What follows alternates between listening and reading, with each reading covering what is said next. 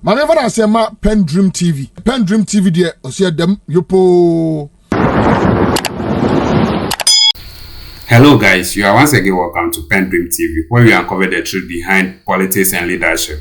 Today, information reaching us shows that there will be a serious demonstration to see the removal of the OSP Kisi Ajabe from his office, and this will be led by Lincoln and Nelson Alista. We bring you more details here on PENDREAM TV. Do stay tuned as we unravel the truth behind the demonstration and how it goes. Thank you. Last week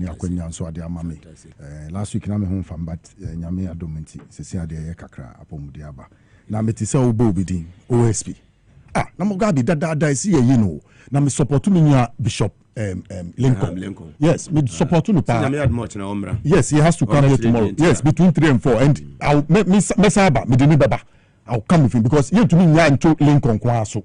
Esi ye nyina ye swade ti se bede. Mekobi, won say na ko demonstration da. No beti man no ubehu se nya me bu tie fua. We head and recover ye nyina. Yes, I have to fight. Udam pamo. Yes, udam pamo. You see, you have to keep on fighting until the last day. So you don't stop. Unya pomudi kaka, you have to come out. That guy has to be removed. The catcher, do you know his private connections with Kenofurata? Azabi no ye. Ukasi ye nkwala. Look at how this thing is delaying.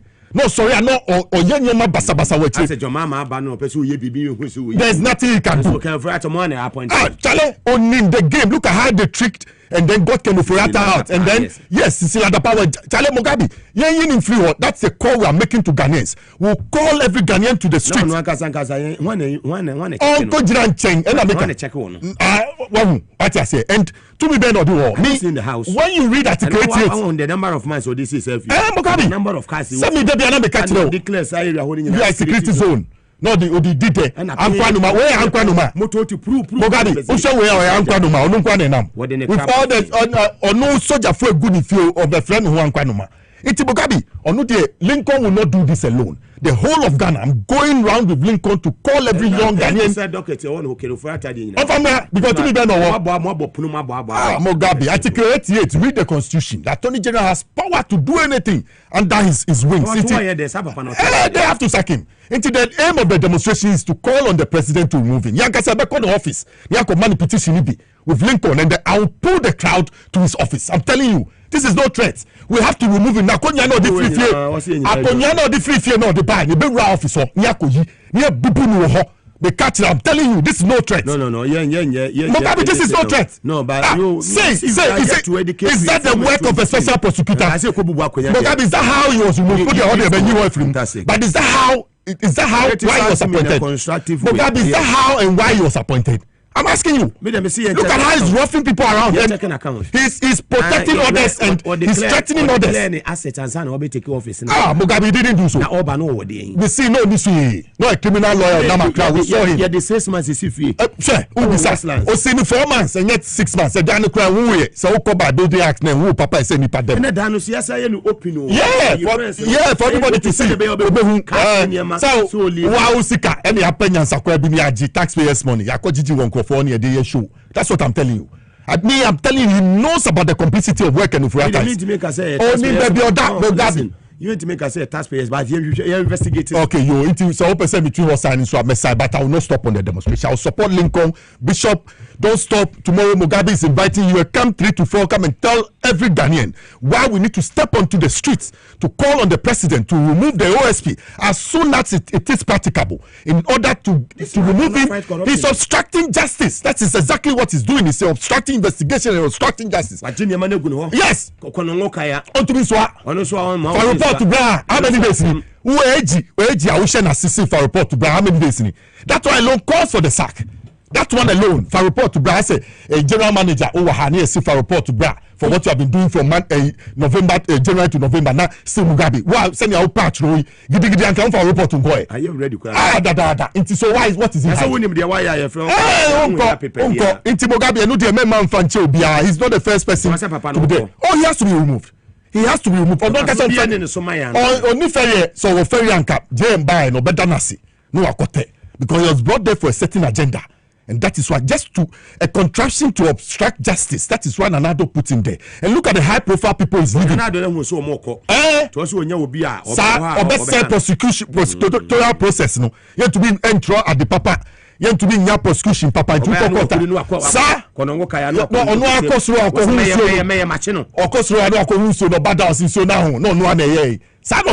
he knows every move of Kenufrata before Kenufrata. Lawyer. Me to be but I say criminal, not a criminal lawyer. So, We're defending an yes, I'm sure. And then I think on a high profile criminal case. Yeah, a body. No, play. But so Mugabe.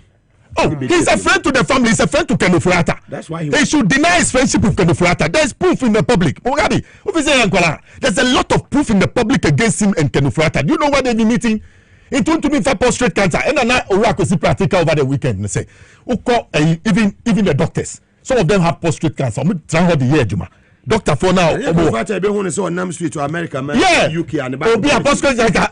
So the girl, she said, "Auto tune in that prostate cancer." She's saying, "Pay oh my forget the police from penny for baby. Oh, prostate cancer. I'm the question, Juma. Soldier from penny for baby or prostate cancer. They take it to work. What I say, into way just to come and tell us what has gone wrong with the economy. No, it does not demand that you run away with such an excuse, and then you are granted. One and OSP. Ose. One and OSP as I know if you remember. Kise Jabin. Yeah, your mama and the Kise Jabin by. Debbie, no Kise Jabin no start trapping. On in Ghana. Trapping no start letter man chief of staff. In chief of staff and intelligent. I responded letter now from 5 you want them one near there. And Kebe who near there some two chief of staff so the movie and sana Keniko. What do I say? Yes, this guy, I set it trap, a trickster, a big trickster. I did not share. This is where we have put him. Into Mugabe. Mr. Pa. Yo, Mati. Over video non to someone. Sintantan and odi cancel fun and obi ediness. Lawyer or no ne sintantan and odi cancel fun and obi ediness. Lawyer or no o defend the criminals. Criminal be a wo we asibia kusi ajabin a person kodi. It means he's a criminal. That foolish lawyer. Or you're stupid. It's sisag kurasini. No, and if you insults. Yes, I have to. This is accusation of murder. Murder. Sabime kumunipa. A serious. Nipa funza wa hundisisi. An ugly dude. He's an asshole. One show me personality. Kwa siasa ne sin. Sa me kere Japan ye mechi. Ni fi ebusuan ni bi o ni busuan ni bi kama te se me. Wa Kennedy. Eya no wasusu. Why they? Osusu there. Over the weekend, not just Ghana for Ukokasem no be yasem no wa do ahead yo. Chale. What? Videos in the way you know. See videos we go ahead. Even barriers are the home the pen but to Akufo appointees no that session office. We be done one. We be am one am be done. Say Jabe also work. Osise ni sisi wanga. Engines na nya so sisi sekisi wo beko. Ni sisi sekisi. What they say Nelson, senior political analyst. Over to you. COP Lydia Donko, CI the boss, or trying the birthday. Happy birthday in advance. Yes. To the capacity. Yeah. It is COP Lydia Donko. Sir. Uncle so more Jumane sir. And Mugabe last week a Jana talk and Tamantano. Identity na deba. Wow, when it ya. What's your share? A Jana a see Cantamanto last no. Umbisa wansem kwa fraso ye dum jano. It ye mami mausi sapomichiano. Do you know? She used the old wisdom to put out the fire. Some with fire tenders ninye, but she summoned 8 district commanders to all meet at Cantamanto. This is the first time. And Kejaba 3 or 4 cars, but there was constant supply of water in that 15 minutes now. Ejano, they wanted to put it out. Yes, or not Jemubi or Jemubi. Now only they see yes, send a fire hydrant, water hydrant in Posiho. But yen krom phone transphone be the BBS is no tone yes, go and find out what happened. So they had to rush to Adabraka to bring in the water. Baby Omujana is show fire a water hydrant or Ghana Water Company Limited water hydrant. Esi ho anke so mutapi ho no. Obi di kiosk sisu no train so na ton ama transphone wo ho no. What? Something I have fast talking. And collect in your answer. You understand? So this can to a dying Yes, so Mugabe, Madam Mausi Sapon, do you know, even Koreans, no Mushe TV, they saw the chief fire officer that she had come to the fire ground.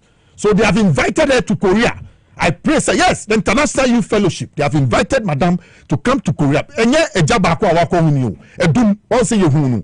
Kumasi, how she even got to Kumasi? Because she was in Accra, all of a sudden, TV, no, Ojinaobi. When so she demonstrated capacity. For capacity, ni candidate. Administrative capacity. Miss Catcher or Waju Papa. Look, the strategy to put out the fire. 8 fire tenders on the go. So that there will be constant supply of water in that 15 minutes to bring the fire down or that to continue. Oh yes. I say IGP. Yeah. The BIG. Yes. Yemwa madam, yemwa prisons so yema me osi oye DG's kitchen. Said they'll garnish their food. Inti asase wo prisons so nyina no. Tomatoes, pepper, garden eggs, yenye fish fond. Yen fan garnish your maduane no. Nenye kama. Sir, and now Ubo immigration force udin. On say you go for be yes, you cook immigration for. Or kohoto, wunguju, to border. Because you cannot train people to be in the security agencies and not give them gas. Assistant commissioners of immigration, assistant superintendent of immigration. When I say we're a corporate, I say money. So a bunch na me who me bra no do tamale da back so no so etu no kanopa but no hoto no kakra.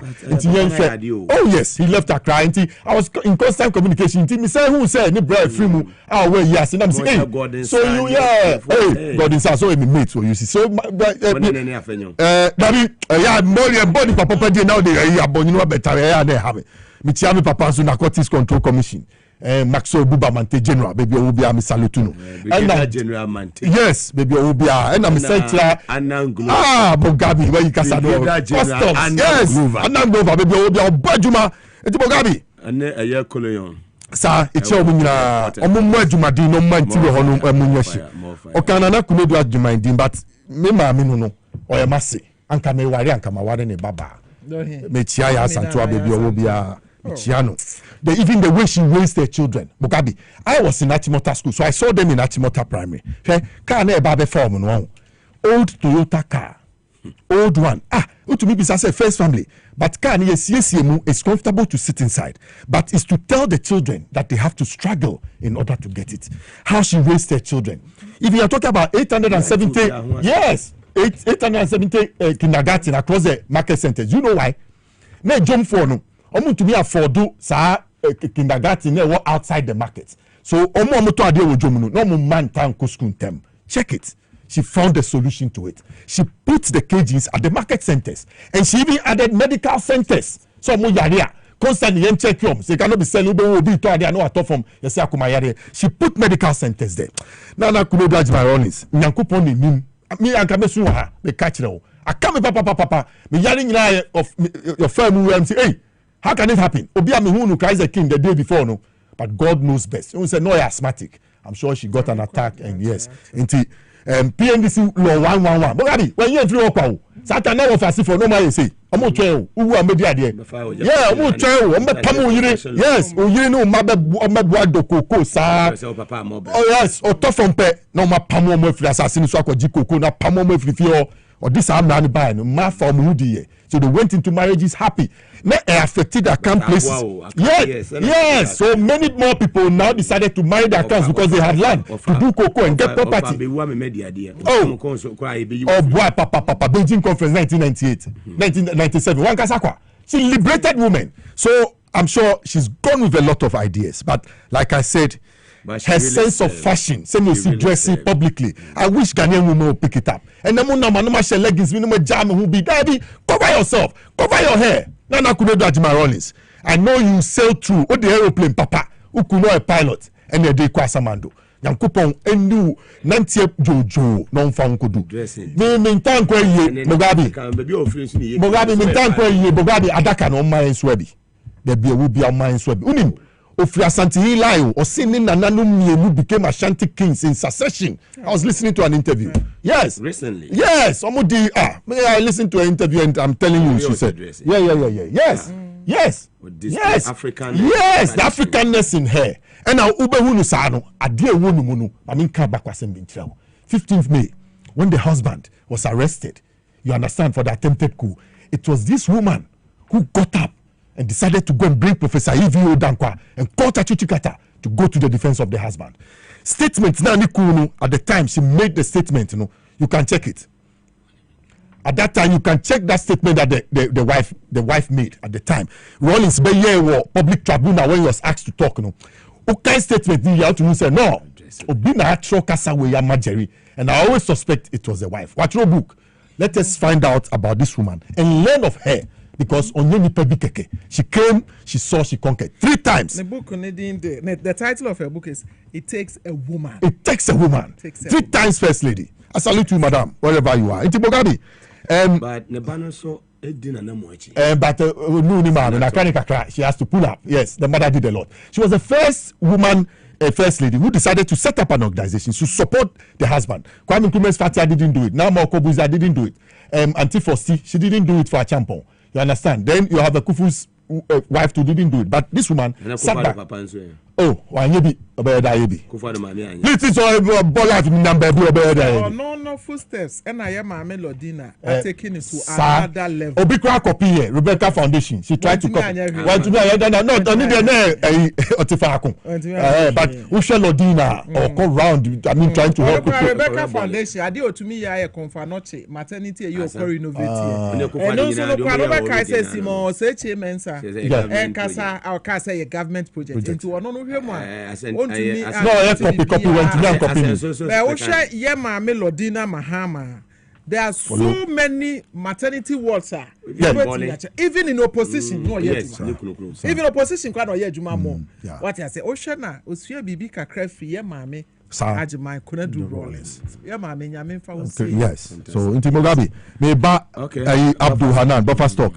Why was the buffer stock set up? Let's find out. The National Buffer Stock Company was set up in order to show up. Which year was that? I think under the under JM 2016. We can just get the information. The reasons for it, it was set up. No, say a journey show to our Ghana in terms of feeding our children in the secondary schools. Look, under Nanado, there were 7 school kids. 2 spoons of beans. 2010, 11th March. Yes. 2010. So that is under Professor J.E. Mills. The wisdom. They'll tell you the history and why they did so. And it was for a sense of nationalism. Say, you better be free baby. Near their secondary schools, near their support to feeding. Quality food should go into the feeding of the children. Mugabe. When the baby, we see 2 spoons of beans and gari for school children. Running stomach. It was a common feature in the secondary schools. And you'll be by running stomach. All we need to do is to go and eat the dining hall food. We'll get running stomach. And running stomach. Because Coco no menuma no mu yemeshe. Bro, under this guy. Now no. Uko breakfast. And then you fear. Pafu sausage, baked beans, and yadi, organic, no di. Fantastic. Share contractors best supply Janiama buffer stock. This one more that a buffer stock company yard no more for 4 days, 5 days. Oh yes, they won't pay them. They will never pay them. They look at him. He set up in order to supply to the buffer stock. He was not supplying. Conflict of interest, and he was paying the monies. Somebody might have aided him. All his accomplices, Mugabe. His internal auditor must first be held. Hold all of them. Hold all those people who helped this guy to siphon 78.3 million Ghana cedis. Mugabe, 78 trillion sikadada. Onipa baku. Odi yede, obedahi. Uwon pensia. The same day. Now, udam, yeah, near the woko. Near the woko, yeah, the wose. Into Papa Mununo. What? Obiokita Koran, Mugabe. Obiokita Koran. Mugabe. Me seminar was so disgraced. What did you want? Pusiga, look at how your people are backward. Uko jina mpikwa, oman farmer wo. Inti ada no one fesika no point factory. Ye candle or ye pure water factory bi. Na binye jumanye ananye muampo na meat factory bi na produce meat na fabra market no atun boni Now we talk watch. Now we talk bags. Now we talk shoes. Who are tired of crime and fatal. Wow. Hey, Mugabe, look at listen to the mandate to guarantee assured income to farmers by providing minimum guaranteed price and ready markets for the farmers' produce. The buffer stock was to serve as a market to whatever they were going to do, and it was to serve as a ready market. Tomatoes. For example, okay, sir. Mandate number 1. Sir. Example ba akoye de nan say esi wo Asante Achem North. Yeah. Abrana tomatoes ene je ne essay. E wo ho a MP no. E make the plea to the president is a plea to the president say opanacho. Na kuafo enioma essay. His Excellency ne a Greek minister. Ekambo moa omoto ye quickly dey come school. That is one mandate and buffer stock. SSA wo mo say. Enti akuafo ne do enoba ni pia omunya baby kura ready market ne ni ho. Enti say government institutions say the military now we hear hospitals say mo omunuane early schools no ho.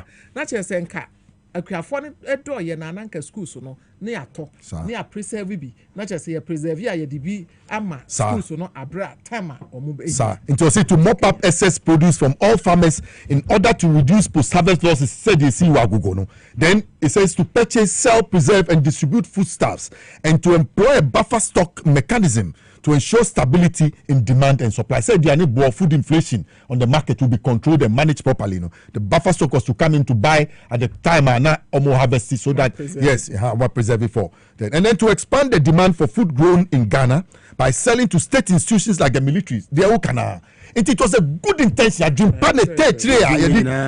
I didn't pass it. Well, the petimo they create ya. Now I fa a kura apotokura say. Obi we are just say the akoto anu so nko dan. Oya apotokura. Me Sammy's role. Ufa ba sika na do bad be kan sem no wo anya sika ko fa lawyer. Na lawyer no so be tell uni logic. Say me pado we are there. Kokache court send him, turn him in, and let them jail the person. Now we lawyers see now mujia confront the team now. We are monitoring them. I'm telling you, nipa nipa come and serve your country, young person. You are calling for youth and young people to come into politics. Now you have more opportunity in the ATSR. Is that what you did? Only a phone po. And can you me yasa or no kasa on the personal farm? Oh, what the tractors are all no buying sikani people no there here. It will give people employment. I'll be shouting here. They need even tractors to move. They need what do you call combined harvesters. They don't have. What to be a yam?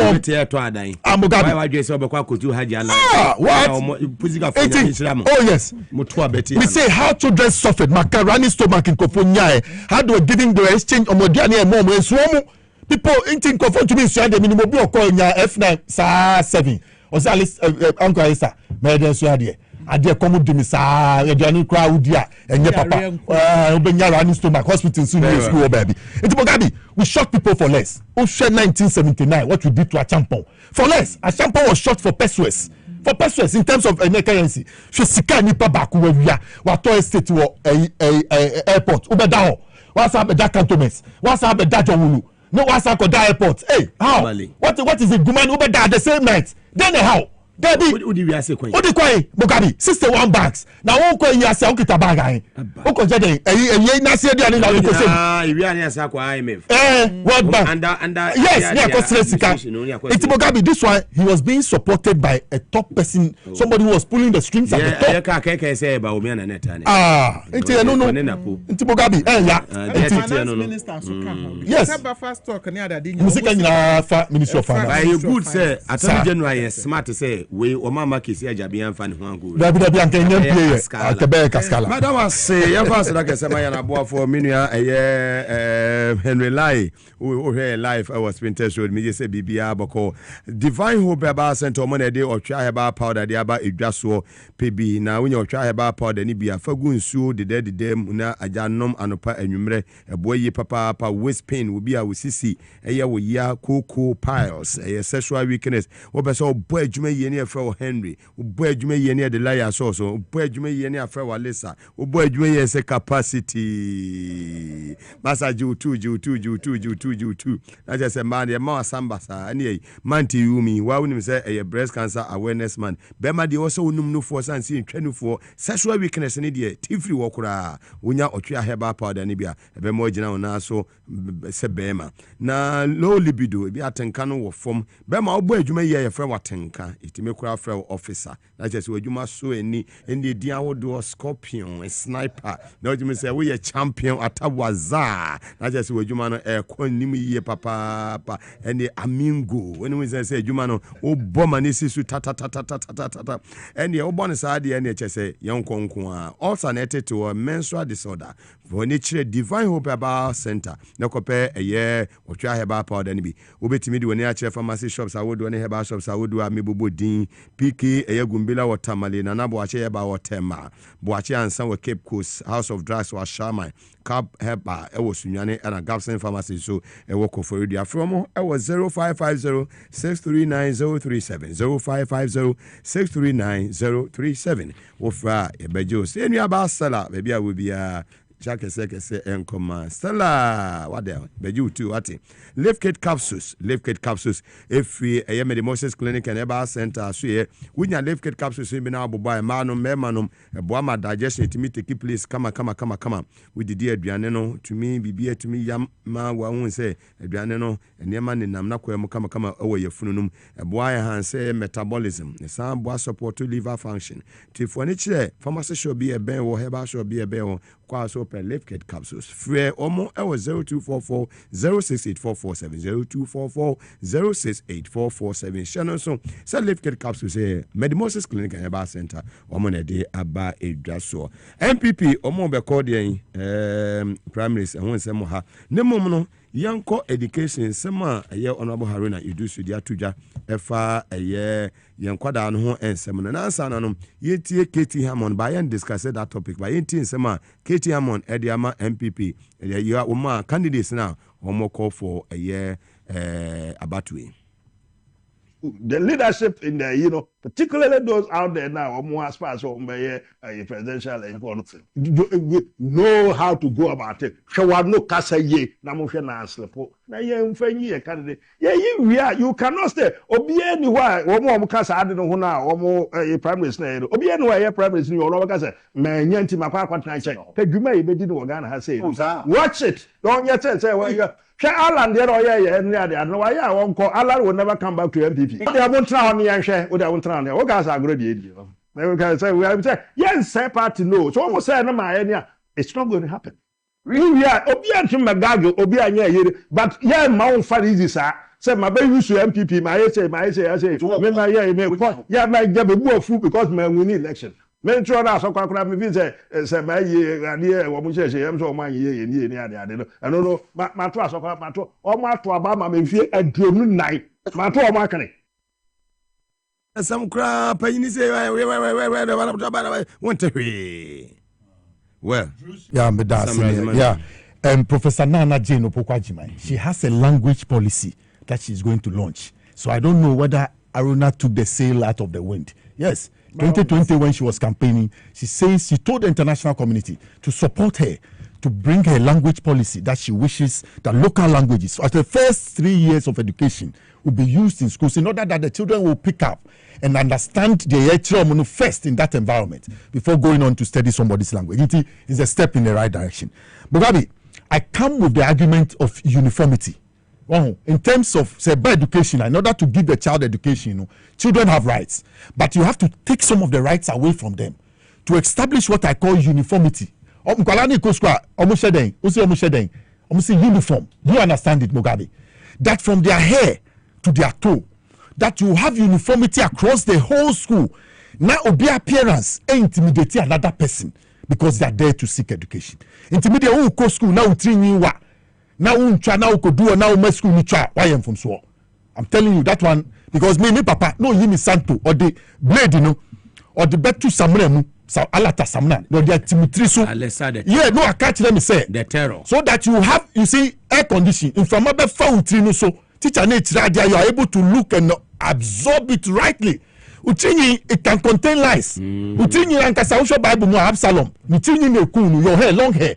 I dream be to me about you for the purposes of education. One Kasau Mameno, Chaubanity, the more ye, so that there'll be uniformity. I went to a secondary school called Achimota. At the time we were in the primary school, the secondary school people used to wear a house dresses, some more breaky after classes. And it brought division. People used to see themselves wearing better dresses than the others, wearing better shoes than the others. So they saw themselves as above other people. At Timota School, so from Gambaga to Accra, from Wiosu to Keta, I don't know how they select the people every year. You find people coming from all across the country. Yes. So people come from poor homes and they come to the school. And then you come and put this kind of pressure.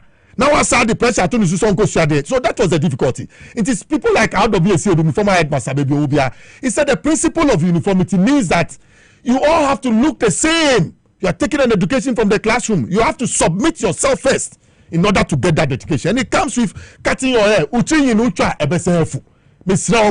A bit by Rastaman, the Atimota school came to cause confusion here. No, you submit yourself. Maybe your school is a sign. I'm school 3 years. Yeah, they're 7 years. What you say? And your brain was in here. Now, Saturday, now me work from one. You have 6 young girls who are allowed to plait their hair. It became competition. And you cannot access the education. Okay. So the principle of uniformity must run through our educational sector. And I'm saying that government has the power to take your right away from you when it comes to education in order to establish that uniformity, in order to give everybody education equally. Now, being free say or bro be so, but then you are a pet in order to take that education. Me dancing here kwenya or their mommy. Any Madam Baby, yeah, Madam Beshiane, you be a manager. Me call him many better. I'm the coach and also no. Oh, baby, so TV so no be a who. I'm Mugabe, you did keke. Me send you on money per masem. No, who say on money you be a mammy. What you say? Obane ye bama miti me unim baby obia Mugabe unim o CEO of the Free Zones Authority. Namada Nicholas as a Jumedi as a producer, Namada Ralph and Peter and a technical team Nina Medo BBS, Emmanuel Nati and team Nina Yamisha BBI, better Dr. Mary, we see Free Zones Authority CEO, Namada Alista Tyre Nelson, Deputy Commander of the Airways, and then senior political analyst. Medeni Mugabe Masi, Oba the end of me at Nkoma or China, there's only 2 p.m. You be sure China Lincoln Beba. OSP won some in Yaka, a termusa. And you bring Saka Sebo and a eba, Power Nusaka Sebo, the Papa, the Wogana, will be Aja to me say a year. A year, Emmanuel Wilson Jr. baby will be a child. You say you may at exactly 8 p.m. Mobetinka TV SY set. Thank you for staying tuned. PENDREAM TV really appreciate your time and say God bless you for the good work you are doing. And if you have really enjoyed this video or agree with what Alista is saying, please do leave a comment below. Like and also share to other members to watch as well. Don't forget to subscribe before moving out. Thank you. PENDREAM TV now so far so good. Say open online portal e wo Ghana. Nipa share, nipa follow, nipa comment here. To my best of knowledge, without any biases, PENDREAM TV.